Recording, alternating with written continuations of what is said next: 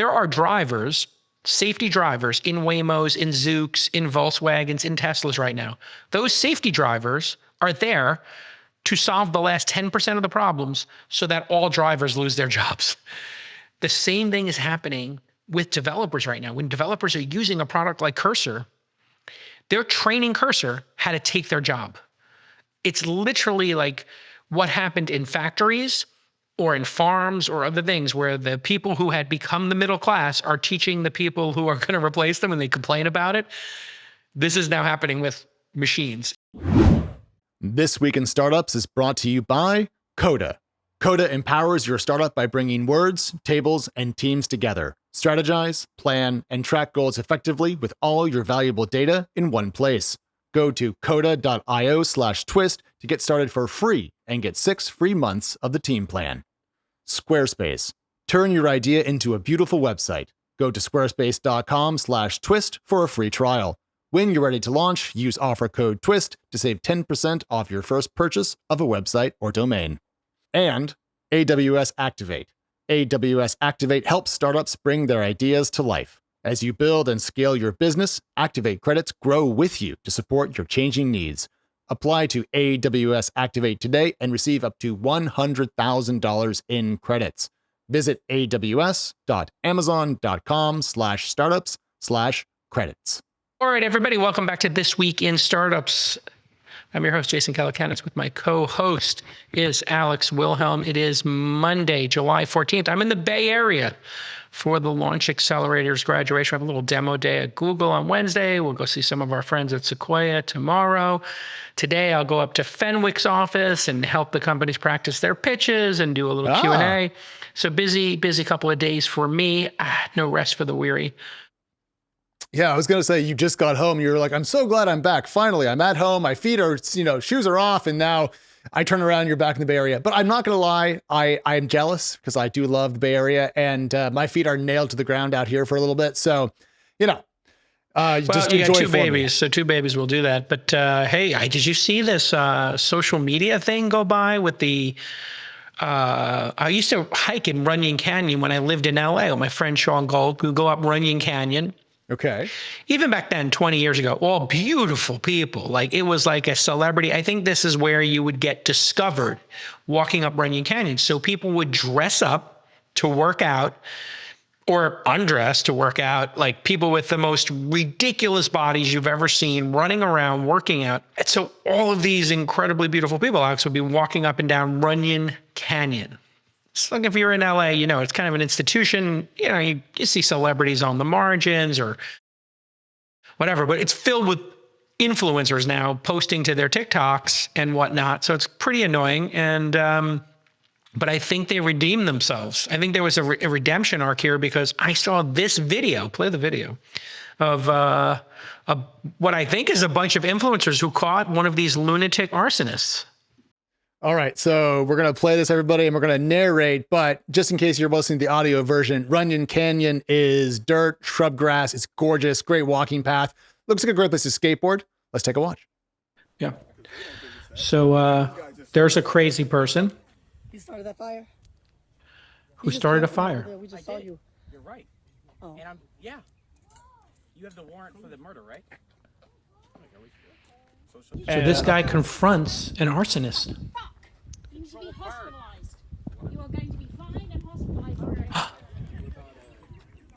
He's wearing a Nicaragua shirt, I think, Jason? Well, never I mean, I can't tell, but he looks like a vagabond. Looks like a hobo, like maybe unhoused, mentally ill person. But he might pass for just a mentally ill influencer because he's wearing sports clothes too, so he just could be hiking. You see people with their dogs and a fire. And I guess this person on social media recorded it and posted it to their Instagram, and a fire truck's coming to put out this fire. But this is what I believe happened with the, I believe like half the fires were arsonists. Thank you, Scotty. I mean, tragically, I don't know who knows what percentage of them, but here they are arresting the dude towards the end of the video. Here comes a helicopter dropping.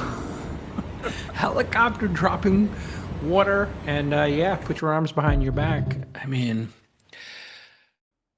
Oh my Lord. Yeah. So anyway, I just want to say all is forgiven to the insufferable influencers in Runyon Canyon. Having those cameras and being aware, if see something, say something, folks. So one thing I was really impressed with, Jason, is how quickly the LAFD, the fire department, got this taken care of. So they responded to a call at 11:47 a.m. and the fire was fully extinguished by 12:25 p.m. So about 45 minutes. I mean, not bad at all. And we did a little digging on this, and we think the guy who stopped him, the larger black man in the athletic gear, is Scott Anthony Mitchell. And it turns out that he was actually a wide receiver, played at Kentucky, and then ended up doing a little bit of games in the AFL and then the Canadian Football League in 2008. But just citizens stopped this guy and held him, and he's arrested. Now, there's been no reporting yet on exactly who he is. We don't know, but what was he thinking? Lon was telling me about how Runyon Canyon is just so popular, you would know you're going to get caught. So I wonder if the guy just wanted to get arrested. I mean, there's so many different theories about this now. Number one, there were gangs robbing homes, setting fires. This was one theory during those big wildfires. So you set a fire over here and you go rob the houses over there. I don't know if that theory ever came to, but yeah, if you were going to start a fire and you wanted to get away with it, you would not do it in Runyon Canyon. The place is like a nightclub during the day.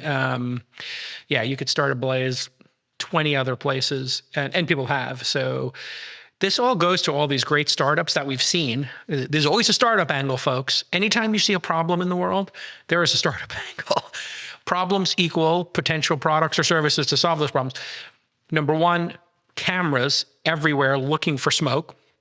And so we just need to have more of those. There was a company in the Twist 500, you'll remind me of which it is, because you can search twist500.com real easy. Thank you to our friends at Coda for helping us make this database. And we're using the Twist 500, the top 500 private companies, to drive our secondary purchases in breakout companies at the syndicate.com. What's the syndicate.com? It's 11,000 angel investors who read my book, Angel, and who invest with us alongside. So my team over there, Kelly and Maddie, are using the Twist 500, which Alex and I created here for the past year, or maybe 6 months, 9 months that we've been on this project. Now they're taking it over and they're looking through for great companies. And then they're going to go through those companies, put them in front of our investment committee at the syndicate.com, which is now, I think we have 30 people on the investment committee. They hear pitches and then we make an offer to companies to maybe buy secondary shares or just, put an extra $500K to $2 million is typically the range into companies on that list. So it's editorial here at This Week in Startups driving that. But what was that company we saw that was using cameras to early detect fires? Yes. Do you remember we were talking about a using company AI? called Pano AI. Here's a news story of them. They raised $44 million last month, which is why I think they were back on the show, Jason. But what's really interesting is, actually, I was running a search of the Twist 500. We have two companies that do wildfire detection. We also have Dryad Networks, because this is a one in Germany and then one in the US. But just evidence that there's a lot of work to be done here. Great that people found this guy, but most of the time you're not going to have 8,400 influencers with smartphones and great connections right there. So I think we need a better system. I wonder when we're going to do it from space. Because couldn't you detect? You can, but there's a lag between the time those images get downloaded, et cetera. And I'm not sure they have the fidelity to pinpoint very tiny fires. Like certainly when you see images from space of the fires that have broken out, you're going to see them. But to see a micro fire, just a little plume of smoke, probably better for these 360-degree cameras. All that consumerization of Insta360 and GoPro cameras, as those drove down the prices, even your iPhone camera for that matter, and security cameras like Nest cameras, drop cams, all of that put together equals such a cheap solution, internet everywhere. You can now buy cameras, like living on a ranch, you start to realize you don't have internet everywhere, right? Your Wi-Fi is not going to reach everywhere on a multi-acre ranch. If you got dozens or hundreds of acres, certainly. So they actually sell now 5G solar cameras, and you can find them all over Amazon if you type in 5G solar camera. And yeah, people put these on the edges of their ranch. They pay like an extra 5G fee. I guess, I don't know what that costs, $25 a month, $50 a month for these data plans.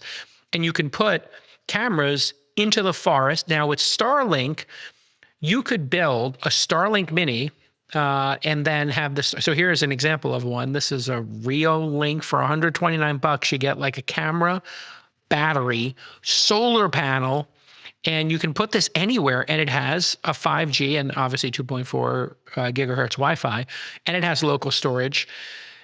It's crazy, right? For $129. That's Jason. That's free. That means it Basically costs nothing. Free. It's the cost is the data plan. If you're building out a ranch and you have 100 acres, you can afford $100. This is the cost really of the cost of installation, the time it takes. Founders, you got a lot on your plate. You're running a company, and that means you have endless tasks to get done, and you're juggling a ton of priorities, all while trying to hit your KPIs. That's why I love Coda for keeping everything under control. It's the all-in-one platform that consolidates your documents, your spreadsheets, your apps into a single scalable workspace with a beautiful, intuitive UI. Coda helps define planning sessions so you don't lose focus, and it creates flexible agendas so you can adapt to shifting priorities. It's going to help you set your OKRs, and you get access to hundreds of templates for tasks like setting priorities and mapping dependencies. We use Coda every day at Twist for important projects like the Twist 500 and Founder University. It's truly an all-in-one hub for startups. Head over to coda.io/twist right now, and you're going to get 6 months of the team plan for startups for free. That's coda.io/TWIST to get 6 months of the team plan for free. Coda.io/twist. So now you start thinking about fire prevention and these wildfires. Every one of these trails could have every 5 miles up in a tree, up on a pole. You put these things, we could get to these fires very quickly. And obviously the next piece is, instead of a helicopter dropping that's got to be a drone that does it automatically. The worst case scenario of a drone that puts out a fire that it shouldn't have put out is a bunch of kids at a campfire having water doused over their heads, which would be hilarious. Which I was going to say, that's a great story. You won't believe what happened to us. So that's the next piece that somebody has to build. Somebody come up with a drone that can carry that fire retardant material and zip it over there and do a sortie of those. Like Zipline should be making this. Forget about delivering burritos. Like, let's put these fires out early. You know how much it costs to send a helicopter? I think a helicopter is like $10,000 an hour is what they charge you, if you have to send one. So you could send a drone for essentially like $5. Yeah. Well, if Zipline uses our idea, they owe us 5% of the company. You heard it here first. All right. But Jason, enough about this. I want to talk about Windsurf. I'm so excited. I've been waiting and dying to talk about this deal. Windsurf was going to get bought by OpenAI. And you and I talked about this, but you laid out the numbers for me of their revenue and the price. It was something like $10 billion price tag by OpenAI. Walk us through the numbers. Oh, it was $3 billion. Yeah. And they were making how much at the time? 100 million ARR. Got it. And we said 30 times. It should be 100 times based on the growth, is what we came to. And we said it should be a $10 billion deal. Don't sell. Yep.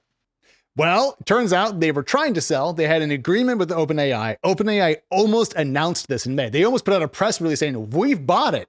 And then it all fell apart. And the moment the period of exclusivity ended, Google swooped in and did another one of these very fancy / tricky, give the company a lot of money, don't buy the whole thing, get the founders type agreement. Essentially, it's what a do we talent call ring. these agreements now? Did we come up with a name for it on the show? I think I came up with like the 49% purchase.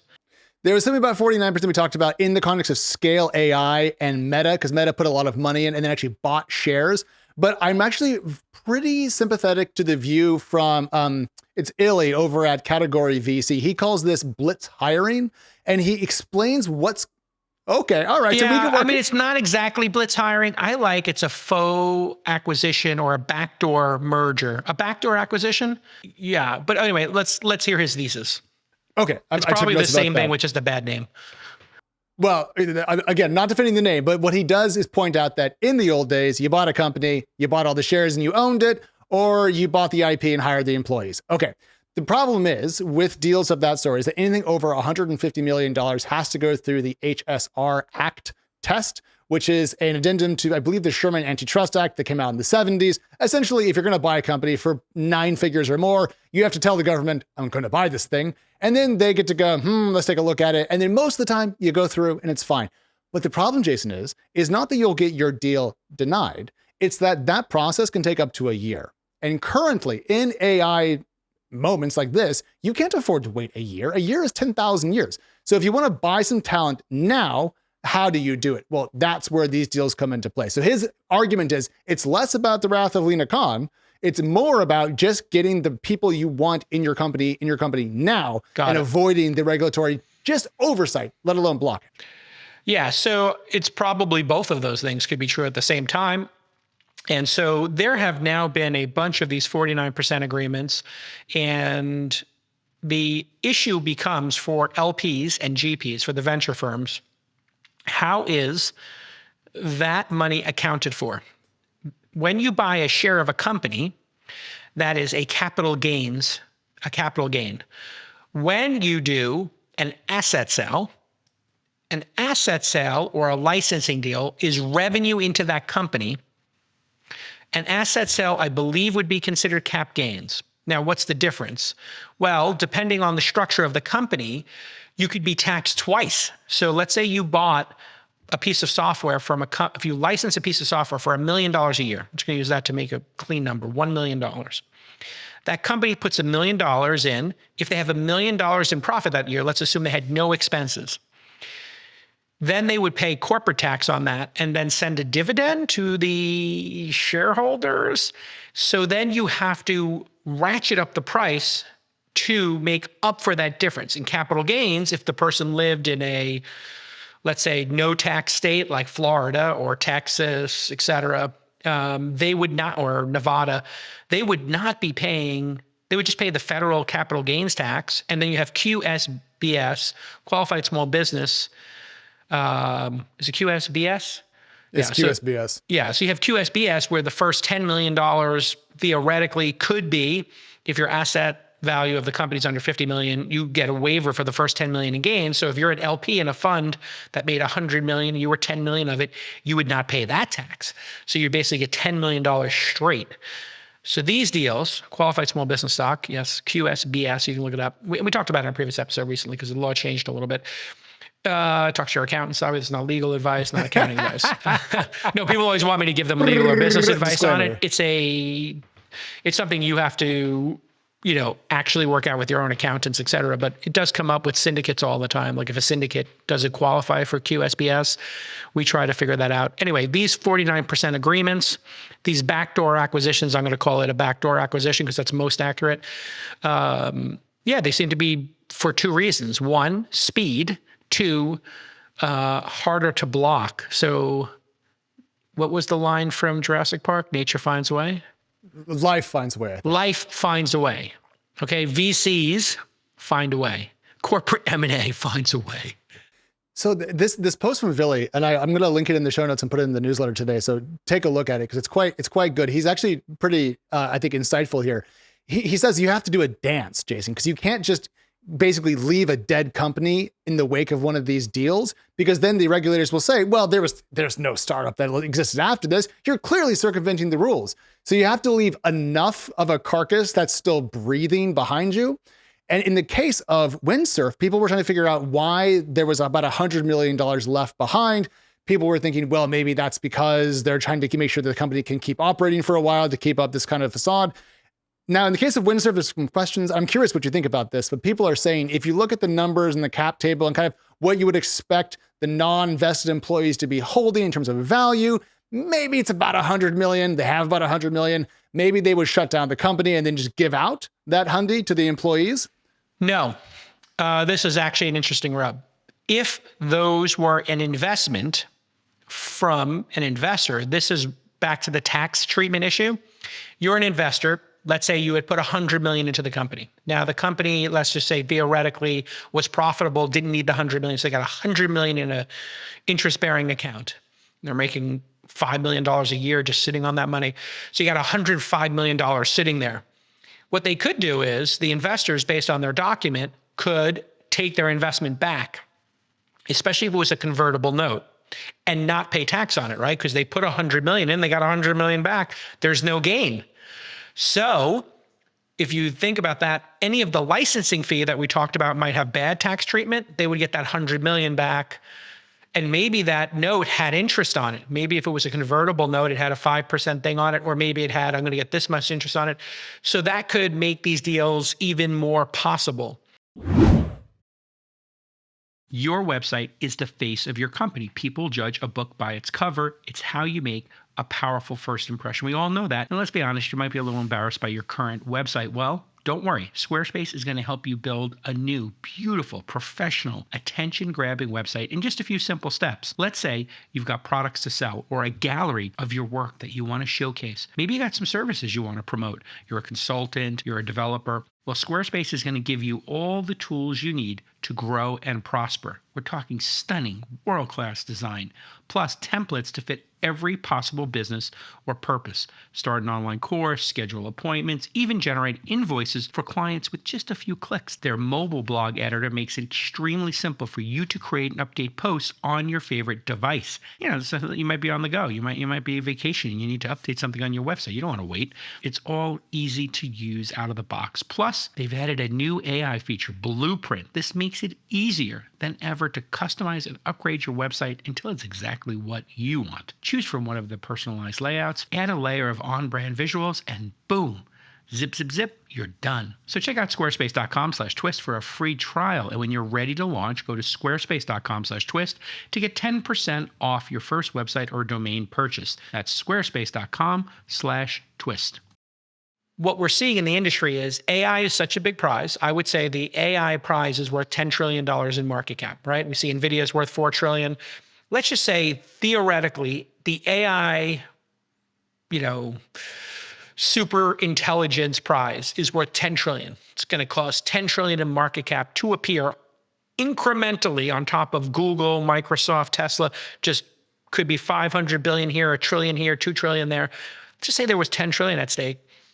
It's a rounding error for these kind of acquisitions that are sub 50 billion, if you actually believe that. There's a group of people who don't believe it. They believe, I was listening to Adam Curry the other day, and he has a great show called No Agenda with John C. Dvorak, who was like a hero of mine when I was a kid. He wrote the PC Magazine columns in the 80s. So when I was a kid in the 80s, he was probably 15, 20 years older than me, writing columns about PC stuff. And when I saw John C. Dvorak write these like really curmudgeonly columns, Jim Seymour was another one.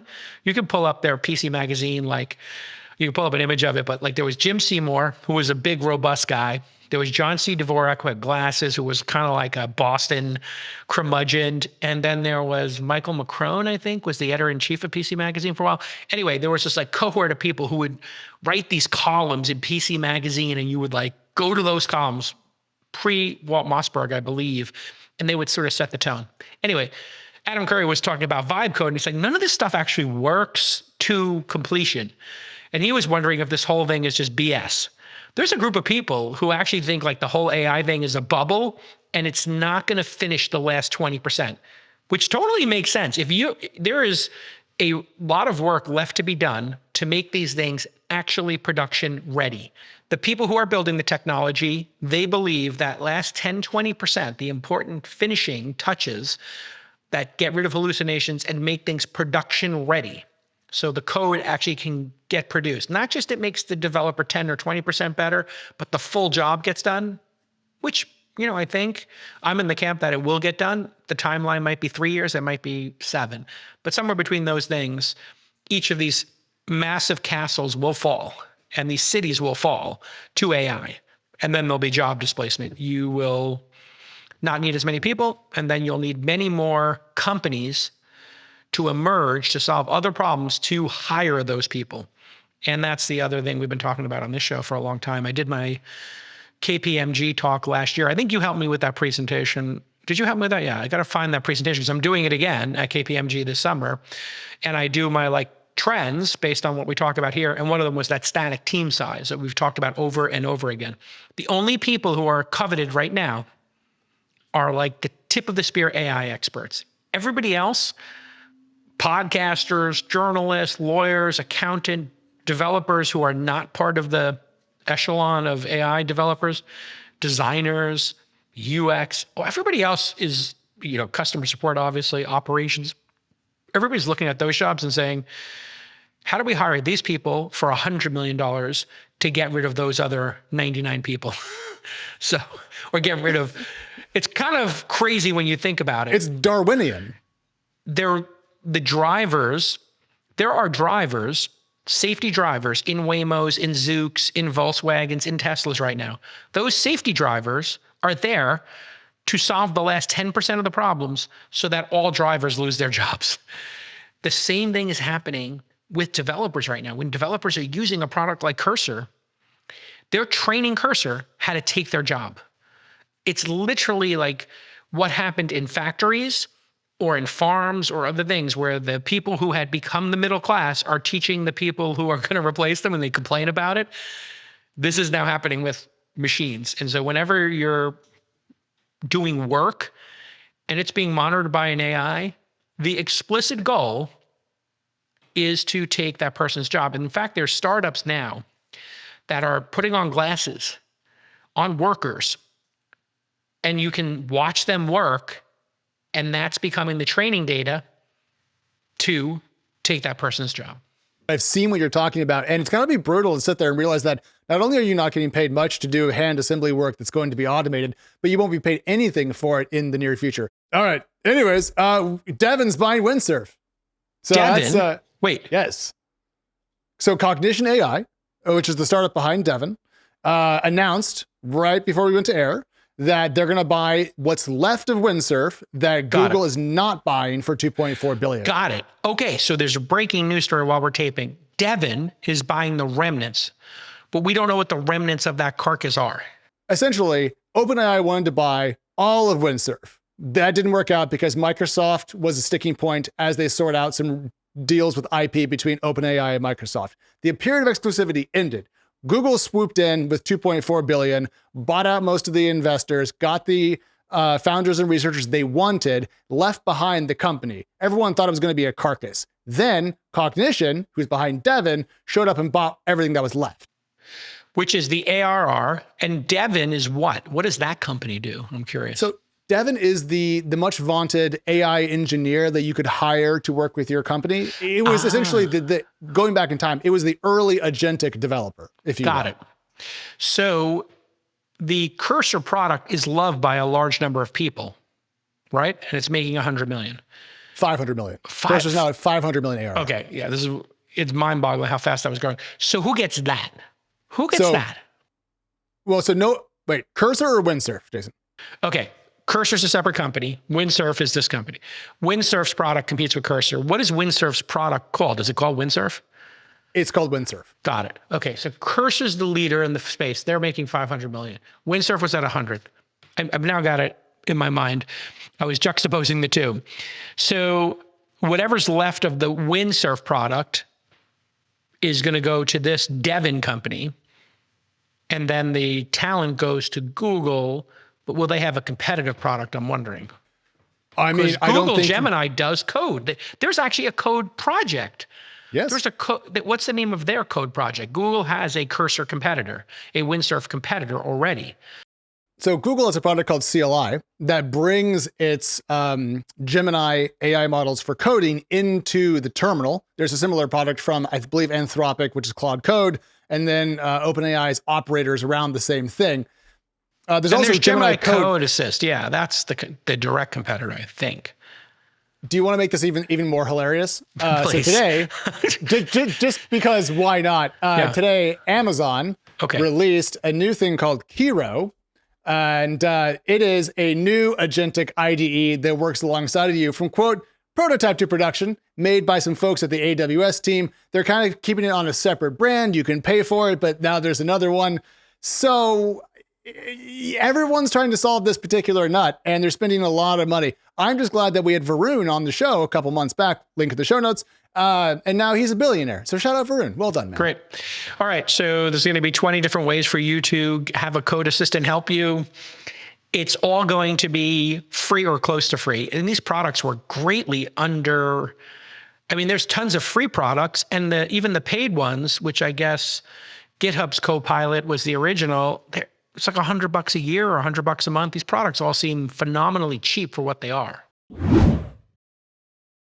We're all familiar with AWS, Amazon Web Services. That's the cloud platform that powers so many of your favorite brands. But do you know about AWS Activate? That's their program for startups, where they provide up to $100,000 in AWS credits for all startups. Whether you're backed by an investor or you're bootstrapping, money is time to keep innovating, time to delight customers, and time for you to keep gaining traction. You need runway, and AWS's Activate is going to help you with that runway. We hear this story from so many of our founder university companies. They're finding product market fit. The word's getting out about their product, just a little boost. Finding some savings here or there to get a little extra time can be the difference between getting traction and bringing in revenue, or, hey, let's call it what it is, running out of money, okay, and shutting down. AWS knows this. That's why they've created the ultimate toolkit for early stage startups looking to boost growth. With AWS Activate, you're going to get up to $100,000 in AWS credits, hands-on support and training, plus exclusive discounts with some of our favorite companies and tools. So start getting the support you need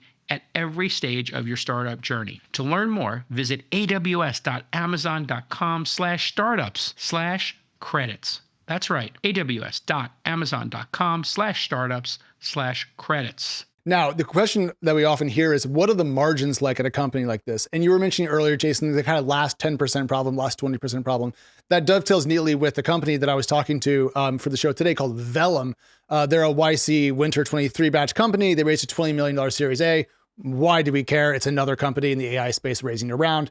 Well, what I liked about them was that they were trying to work on essentially what you're describing, that the gap from prototype to production in AI is still huge. And these founders had run into this problem at their last company. They were at Dover for a while. And so they made a company to do this. And I think it's a pretty cool idea. I have a lot of notes about how they're going about helping companies kind of solve the AI pipeline. But what I care about a lot is on the pricing point, I asked them, do you have SaaS gross margins, or do you have like 50% gross margins? And this company says that they have SaaS gross margins as they're growing 3 to 4x every year. So maybe even with relatively inexpensive pricing, a lot of AI companies will make economic sense long term. Maybe they're not as gross margin negative as we anticipated. Yeah, so when we see the price, we talked about this in the last episode, the price of like tokens keeps plummeting as we have this crazy competition. Then if you build a product that uses Claude, Grok, pick your, OpenAI as your backend, and these things the tokens keep collapsing, plus you have DeepSeek, plus everything else on Hugging Face available to you, then the margin might actually be growing as the cost goes down. How many of these backdoor acquisitions have there been? I just wanted to note for the audience, I think you did a little bit of research on it. Is this the 6th or 7th one? Yeah. Go through it, and maybe we could show it on the screen. 1, 2, 3, 4, 5. 5. Okay, run us through them. I'll go ahead and I'll just pull this up for everyone so they can enjoy. And you can see the docket, folks. This week in startup, this week in startups.com/docket. You can see the notes we use here for the show. Yeah. So just pulling them up here. So the first one that kicked this all off was the Microsoft Inflection AI deal. That was back in March of 24, $650 million in cash. It was an IP deal. That's a common refrain in these acquisitions.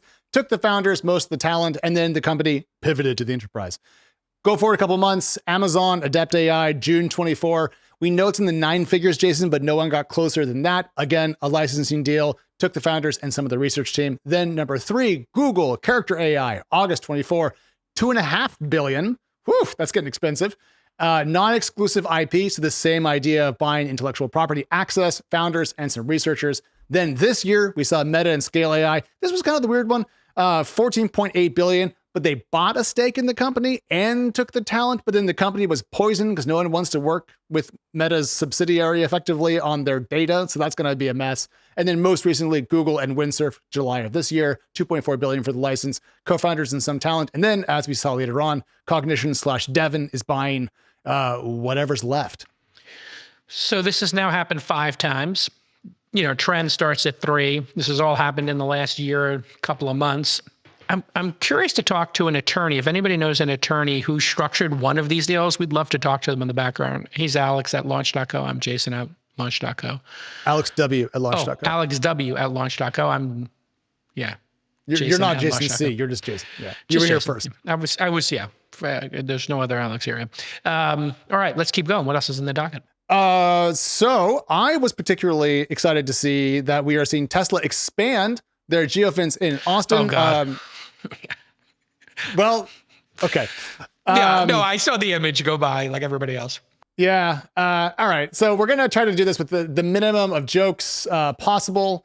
Friends, we've been covering the expansion of robotaxis around the world, from Chinese companies to Waymo to Zoox to everyone else. Of course, Tesla is now in the mix, Jason. They launched in Austin, seemed to go pretty well. There have not been headlines of fires and explosions and crashes. There was one, a tire touched a car. Yeah, a little bit. I would say there were 3 notable instances: the tire touching, the going into the wrong lane. Oh, that's right. And then there was the phantom stop. There were 3. And all of those at low speed.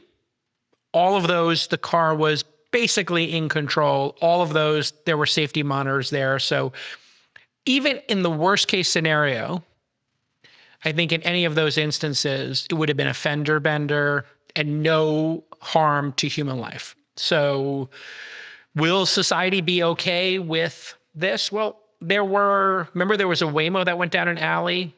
So there was the Waymo that bumped into a pole in an alley. Now, it probably shouldn't have been in the alley. Alleys are probably edge cases. And it hit a pole. But it hit it at such low speed that it looks like it hit it at, I would say that dent is a 10 to 15 mile per hour 10. dent. Yep. If there had been God forbid, a person between the pole at the time, it would have stopped, I'm sure. But how did a Waymo hit a pole, you have to ask. Now, when did that happen? I think that was like 2 years ago. So I think you're going to see that type of mistake. Zoox had one as well. Zoox was had somebody pull out. It was going extremely low speed, and it was in the right-hand lane. Somebody pulled out into that right-hand lane, and it kind of moved to avoid it or slammed on the brakes or something. I think there might have been a touchy-touchy, tappy-tappy. But these little ticky-tacky, tappy-tappies, if they occur once every couple of thousand rides and nobody's hurt, I think society will accept it. But will regulators accept it becomes the issue. And will regulators accept it if you don't have LIDAR? Not that LIDAR would have solved any of the problems. Right. But if they feel there's like a higher level of technology that could be there, whether they're right or wrong, I think regulators are going to, if these ticky-tackies happen too consistently, regulators are going to step in. This is why I'll keep saying it. There's no shame in the safety driver game. Put a safety driver in there, folks. Volkswagen's doing safety drivers, Zoox, Tesla or safety monitor in Tesla's case. I would have put him in the left-hand I would have put him in the left-hand side. That's just me. I can disagree with Elon on stuff. He's obviously a little closer to the issue than me. I just think for optics, I would have put it in the left-hand side. But whatever it is. But here it's an expansion. It goes up, it looks like, to the northern part of the city. It does. And it hits the, I think, University of Texas, which is kind of a big deal.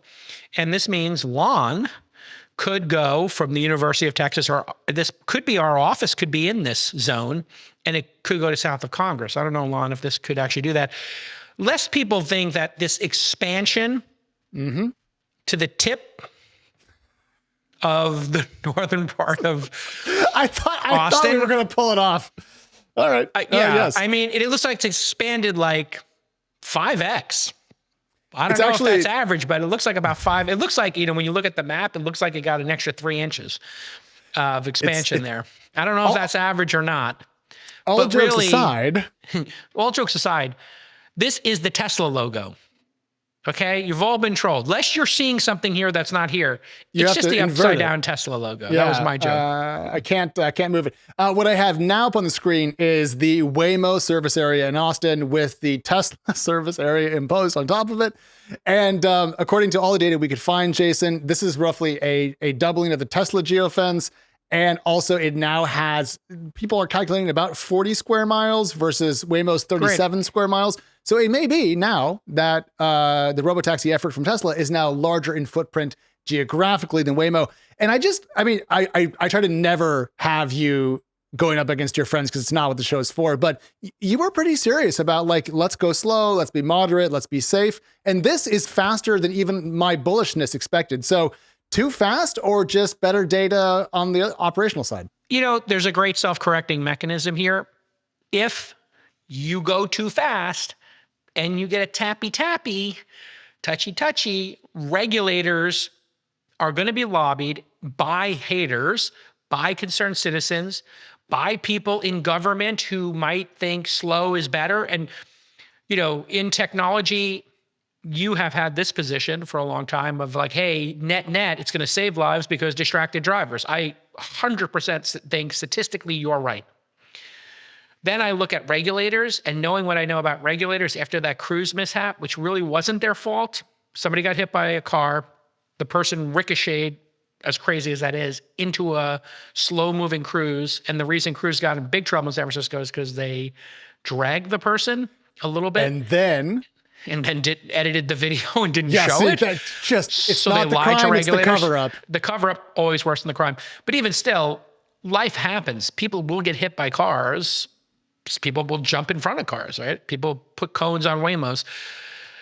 So the self-correcting mechanism is if Tesla goes too fast, if Volkswagen, if Zoox, anybody goes too fast, then a regulator might say, hey, you're going too fast, and then correct them. There's a lot of edge cases. I've been having perfect rides in my hardware 4 Juniper model of the Model Y.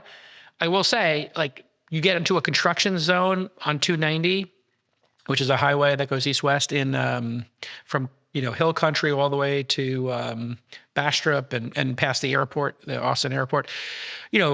My Tesla cannot figure out what they're doing with that construction zone because they are going for it. So construction zones, mislabeled signs, tricky stuff. This is the stuff, the edge cases where it really matters, because I've had 1 or 2 instances, even with my hardware 4, where it could have done serious property damage, serious harm to me, at like life harm at 45 or 60 miles an hour. It's a lot of speed. It's a lot of speed, and that's why I think staying off the highways, keeping these cars to 35 miles per hour, even if the speed limit's 40, I think they should just throttle them to 30. If I was running this, -5 miles per hour, whatever the speed limit is, which I think is legal to do, and then unless it's like 25 miles an hour, just keep it slow, steady wins the race. Because what's going to happen is somebody is going to feel like they're losing the competition. And I don't think Tesla feels this pressure. Waymo doesn't feel this pressure. Volkswagen's not going to feel this pressure. But there's going to be somebody who feels the pressure that they're falling behind and somebody's area is faster than theirs. And it kind of feels like the Waymo, Uber, Volkswagen, Zoox, Tesla competition is now heating up. This is where regulators can do their job and say, here's the rules of the road, literally. We want you all. I think the regulators should pick the zones that are, I don't know why, Tesla and Waymo get to pick their area. I think the regulators should approve that. And I think local regulators have the right to do it. So I don't think this should be a federal thing or a national thing. I think local regulators should set their rules. They should have their say in this. And everybody should go nice and slow and steady. And they should go nice and slow and steady and add Providence, Rhode Island as the next stop in their expansion. I'm going to keep saying that until it happens or until you tell me to stop. Oh, you know what the other big note here is? Tell me. Very disruptive. I saw some influencers who are in the thing here, because it's not open to the public yet. It's open to influencers and their friends or whatever. Oh, robotaxis in Austin. Robotaxis in Austin are open. Oh, it's not open like Waymo is. It's invite only. Yeah. It's invite only still. And they let their influencers in because I think they feel like they would get a bad, that people have it out for them, which I get. It's a politicized moment or whatever. It's still 420. I can tell you that ride from the northern tip to the base, from tip to base, that's not a 420 ride. That's like a $15 ride. So actually, if you happen to have that commute area and you happen to have this, it's kind of like the early days of Lyft, Sidecar, and Uber. You're going to be subsidized for your ride. That's a really cheap ride. Well, producer Lon just weighed in. He thinks the Omni, where Capital Factory is inside the quote Tesla peen, And as this is his neighborhood, so he is going to take a Tesla commute. We're gonna get him to apply, and then we're gonna make him do an on-screen reporting about how it goes. So Somebody producer invite Lon Lon. goes self-driving. He's LONS on x.com. Somebody invite him, or his email is lon@launch.co. If you're in it, please email Lon and invite him to go take some rides. Yeah, we want to see how it is from Lon's. I'm not gonna. What is Lon? He's not the team Luddite at all, but he's like slightly more skeptical than we are. No, he's pro-tech. No? He's pro-tech. Yeah, it's just a little sprinkling of. No, he's just actually. I'd say he's probably like slightly more liberal than like a Clinton Democrat, but not like an Elizabeth Warren. But he's probably got some Bernie Sanders to him a little bit. He cares about the working man. Probably very Trump-esque in that way. I'll let him speak for himself. I think he believes in universal health care. He was a Bernie bro in 2016, but he's 8 years later. I don't know if he's still a Bernie bro. Joe Rogan was a Bernie bro. All right, let's keep going. Let's move on. Okay. I've been keeping tags on open source AI because we talked about this a lot a year ago, back when Meta's Llama project was doing quite well. And then Meta has pretty publicly stumbled with its Llama 4 release, and everyone kind of went back to thinking that we're going to see essentially closed source AI run the world as XAI, Anthropic, and OpenAI kind of battle it out. Well, turns out the answer is maybe not. And there's a company in China called Moonshot AI, and they have been referred to as an AI tiger by Chinese media, essentially putting them in the DeepSeek kind of collection of the Chinese AI industry. They're they're part of the Mag 7 of Chinese AI, if you will. And they dropped a couple of new models that are called the Kimi K2 models. And here's the thing that's killer. They're legitimately open source, weights and everything. And they're very, very good. And I just did not expect this to happen because this is a company that raised $1 billion last year and most recently raised another $300 million with Tencent participating at a $3 billion pre-money valuation. And they're dropping arse-kicking open source models. And here's some of the data, Jason, just showing off how they do. Now, keep in mind, this dropped, I believe, before anyone could get their hands on Grok 4. So there's no XAI comparisons here, but this is against DeepSeek, Quinn, which is Alibaba, OpenAI, and Anthropic. And as you can see, these models are competitive with kind of current state of the art, and they're now absolutely free. Now, I don't think American companies are going to adopt open source Chinese AI models or closed source Chinese AI models, just given tensions between the two nations. But from the rest of the world's perspective, this is an enormous gift. And I find it to be honestly pretty encouraging and optimistic that we're still seeing this level of improvement. And I just can't believe what a gift it is to have open source information out there of this magnitude, Jason. I'm blown away. Well, this was what OpenAI was supposed to be doing before they closed it down and made it a for-profit company. Yeah. It was supposed to be, the original premise that they sold the world on with their nonprofit status was, we're going to make this free as a gift to humanity. It's too powerful for any one person to have. Therefore, if everybody has it, that's the way to go. Something changed along that way, and people changed their mind. And now we have this great paradox that China and that country is saying, you know what? We might be 6 months behind, 12 months behind, whatever the test might be, 3 months behind. Who cares? Having an open source option that's 6 months behind the state of the art or 12 months behind the state of the art, or maybe sometimes dips ahead of the state of the art. Yeah, it's got the great price. So we'll be sitting here in 4 or 5 years and it will feel very much like MySQL, right? There was a period of time where people said like, I'll never use WordPress or MySQL. How would I ever use something open source in a corporate environment? And then the White House is running on WordPress, open source, or large companies, Uber, Airbnb are probably using MySQL or, some version of, those. So it's going to be really amazing to see. This might relate to the story we saw with Windsurf we were trying to figure out like, why do they not care about the product and they care about the people? Maybe everything being built right now isn't as important as what's to come. And having those people iterating at a high velocity in your organization is more important. If you don't know exactly where this innovation ends, then what's been accomplished to now is going to feel like the web pages of the 90s. So you got to get the talent, have them locked in for 5, 10 years in your company, but 4 or 5 years is realistic. And if they're locked in for the next 5 years, you increase your chances at the $10 trillion prize. Which is that I'm writing that down because we keep going back to that. So I think that's going to be one of our trends for the back half of the year. Okay. Looping back though to AI, I want to make a point really quick because there's something interesting going on that I don't think we've actually talked about enough. So we talked about China, talked about the United States, and that's kind of where the conversation stops when it comes to foundation AI models. There's not really any other major nations out there except for, Jason, have you heard of France? Because it turns out Mistral is the only other company on the Open Router leaderboard by token percentage of just users from that service. But Mistral, the French kind of like AI champion, is ranked 6th in the world for token usage on Open Router. Shockingly, look at them. They're actually pulling it off, and Europe might have an actual stake in the AI future. We joked, but they're still here doing it. Yeah, I mean, it does feel like with these open source projects and talent moving around, the papers being written, we have some parity between these platforms. There's a funny meme of a circle of who's in the lead.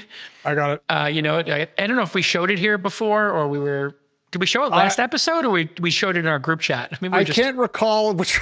We do a lot of shows, guys. Yeah. I think it was like You Are Here, and it's like it had DeepSeek, it had Grok, it had Gemini, it had Claude, it had OpenAI, and like a circle, and it's like takes the lead. You are here, and then here it goes.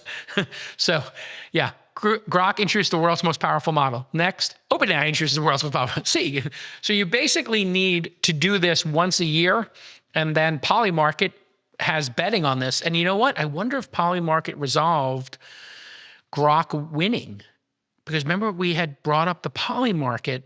It was the AI. It was the leading AI model by a certain date, and it was. I wonder what it was using to resolve the bet, right? Because all of these markets have to be resolved, and that's where this is very interesting. Okay, so I found it. Juicy, pull it up. The question is, which company will have the best AI model at the end of July? And we talked about it probably somewhere, and here Google was storming. And then you'll note that with the release of Grok 4, XAI seems to have made a dent, and then they've kind of lost it again, which is interesting because the market is now rebetting, actually more than ever, that Google is going to have the best AI model by the end of July. So either Grok 4's maybe they peaked too early, because look, somewhere in the middle of July, if you hover your mouse over when the gap closed, when was that? When was the gap? That was July 8th. Right. So last week, between July 8th or whatever, the gap closed and X almost flipped it. But remember, this market is closing on July 31st. So there's no way for XAI to drop another model. No, they've done it. They dropped a new one. So I don't think folks are doing this based on the Poly market when they're dropping it. But if we scroll down here, you'll see DeepSeek and Meta have no chance. What is the rule? The market will resolve to the company which owns the model, which has the highest arena score based on the chatbot arena LLM leaderboard, when the table under the leaderboard tab is checked on July 31st. Okay, so this is not using the same thing that we were talking about Grok last week. We're using something else for Grok, but so this will be there's a variety of ways to look at things. And you'll note here that actually, according to LM Arena right now, Grok 4 is not really showing up yet. Number 3. I don't know if it's actually been... It's number 3, actually. Oh, no, that GPT-4? Where's Grok? That's Grok 3. Grok 4 isn't in here yet. Grok is 3. I don't know if... No, but that's Grok 3, not Grok 4. So Grok 4 isn't on the leaderboard yet. Yeah, not yet. Okay. So, but that does not mean that it won't show up there. It means that right now... But all this is fun and games just to show everybody that if you were ever curious about what it's like to live during a time of great technological change, well, here we are. This is what it looks like. It's messy, it's aggressive, it's expensive, it's exciting. And at the end of the day, we get lots of cool new tools. So I just love technology. Hey, one thing and we should end on this, I think, because we got a lot of show here. I had asked you to look into the depreciation of servers. Did we do that for I today? have a lot of good data on that for you. Great. Let's start this discussion, because I was told by some folks in the know 3 years, and then these things are going to be obsolete. You said some people had expanded it to 4. This is critical because putting in 100,000, 200,000 servers at Colossus, Grox, or CoreWeave is a company that 5x their valuation or something when it went public at the peak. Their valuation is based on all of this. You have OpenAI, incredible revenue numbers, but what is it costing them? Because they're putting a lot of servers to work. So what is the depreciation schedule? My challenge to you is to figure out the depreciation schedule that people were using for like H100s or these latest NVIDIA servers. What did you come up with? What did you find? All right. So I looked at this from 2 different perspectives. The first one is, what are the hyperscalers doing? And when they discuss servers, they don't always break down strictly AI versus strictly not. There's some commentary in earnings reports, but the big numbers are as follows. Alphabet raised... And by the way, you could show this on the screen, I think, because it's in the docket. This week in startups.com/docket, if you want to follow along with us, and you can find today's date, July 14th. We keep all the dockets up there, so you have tons of content you can look at, and you can build on this and put comments into our Notion if you want to. Yeah, I'd always turn on comments, so you can always drop in, leave notes. I love when people do that. Okay, so Alphabet increased its server lifespan most recently to a 6-year depreciation timeline. That was back in 23. Meta moved it to 5.5 years this year. Microsoft moved from 4 to 6 years back in 2022. And then this is when it gets interesting. Amazon moved the other direction. They moved from 6 years depreciation to 5, shortening the time frame and therefore just increasing the effective cost of their data center investments, their CapEx, if you will, Jason. Now, the Financial Times did an analysis of this back in 2024, looking at the aggregate impact of those changes. So not an entirely up-to-date number, but they calculated that the hyperscalers alone are going to save about $10 billion by increasing the length of time they think they can use their servers. So what does this kind of look like in practice? Well, I went to the CoreWeave latest earnings report, their Q1 numbers. And as you can see in this little data set here, the depreciation and amortization cost at CoreWeave, which is a neo cloud, rose from basically 80 million in the first quarter of 24, all the way up to 444 million in the first quarter of this year. So when you spend a lot of money, your costs go up. Now, should we worry about this? Is this a concern for the profitability of some companies? The hyperscalers, no. So I went ahead and looked through some Q1 data from both Meta and Google. And if you look at their CapEx, which is servers and so forth, they're spending 14 and 17 billion apiece, and their depreciation and amortization costs in the same quarter were basically 4 and 4.5 billion. So it's a lot of money, and those costs will go up as they invest more money, Jason. But nothing that I saw struck me as worrisome, I guess, if that makes sense. Yeah, I mean, I think the bigger issue, putting aside worrying, is how much revenue are these generating versus what they're costing. So when we looked at those first set of servers, those are Amazon Cloud CPUs. They're not the GPUs in all likelihood. The Meta Facebook ones, that's to serve up your Facebook page. That's not doing, that's not an NVIDIA H100 or whatever it is, doing that. So I guess the question is, CoreWeave might be the closest number. So how much money is CoreWeave making on those servers is the next piece of the puzzle we have to sort of tease out. Forget about worrying about it. Just does it pencil out? Does the 100,000 servers in Colossus, if they last for 4 years, and 100,000 servers times $100,000, whatever that equals in billions of dollars in servers, what does that generate in revenue? And then the next piece is, what happens to those in year 5 or 6? Do they get turned off? Do they get thrown out? Those are the 2 remaining questions I have. So if anybody has feedback on that, alexw@launch.co or Alex on Twitter, you can just reply to us at Jason@Lons. Yeah, that's the piece I would like to know. What happens in year 5 or 6 of these? Do they go into do they get resold? Do they have some afterlife doing some other purpose, like indexing images or something for, tagging of photos? Or do we just not know the value of those? We put them out to pasture slowly to do the last bit of data crunching. Kabir did find for us, analyst Kabir, that NVIDIA has a recycling program, which is pretty cool. So I think if something gets so old that you're just going to throw it away, you can send it back to the mothership and they can do something with it. But we have seen in the past, wonder if Jason, that's even real. That could just be window dressing. Like they take them back, but who knows what they do with them? Do they actually take the time? Is the cost of taking them apart and melting it down and doing something with it actually, does that actually cost them money, or do they break even on that? Apple will take back your products as well. So I wonder if those are just greenwashing programs. I always suspected the Apple one was a greenwashing program for the oldest machines. I know they can resell an iPhone that's 3 years old or 4 years old in an emerging market, but is there a market for an H100 that's 5 years old is the question. well, if you have a 5-year-old mega NVIDIA GPU, I want to put it on my wall. So yeah, just shoot me an email because that'd be a fun wall dressing.